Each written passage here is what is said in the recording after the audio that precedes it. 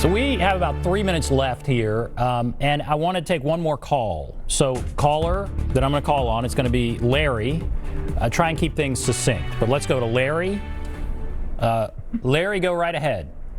Yes, sir. I would just say respectfully that Representative Stewart is being a little disingenuous with history. That 1876, the three states' votes were objected to, and the election went to Hayes. And in recent history, Democrats in Congress have objected to the Electoral College votes on at least 2 or 3 occasions. So this is not unprecedented that Congress would look at the Electoral College votes. Okay. All right. I appreciate that point. What do you say to that, Representative? A couple things. I think, one, you're right, and I learned this recently, that one senator objected to the election of George Bush in 2004. That was wrong. He was duly elected, and that was improper. Now, I will say that's one person. That's an outlier. It's not like what we have here, which is a substantial number of the members of a party challenging a presidential election. So you're right, and I'm glad you made that correction. But I think you can't compare a single outlier person doing something they shouldn't have done, or a couple. I think there are a small handful of people that objected to the election of President Trump in the House. I mean, maybe 3 people. I think that was wrong.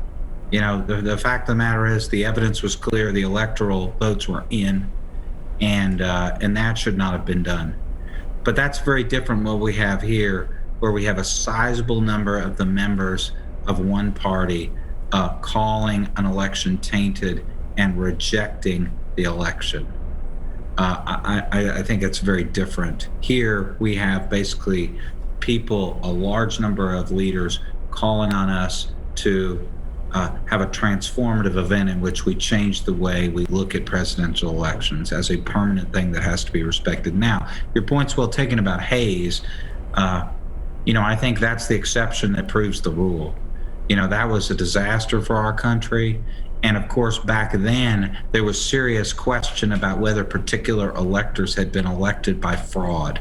So it was a different situation. We obviously don't want to get back in a situation where we have Congress as opposed to the people of the United States picking presidents. That was 100 years ago. We shouldn't repeat that. Representative Stewart, thank you. Thank you for coming on. I mean, we could talk longer, obviously, but I really appreciate you coming on. I think we're out of time. So we're going to take a break. I'm going to come back and wrap everything up. But Representative Stewart, thanks again for coming on. We will be back. Thanks so much. Yes, we'll be back.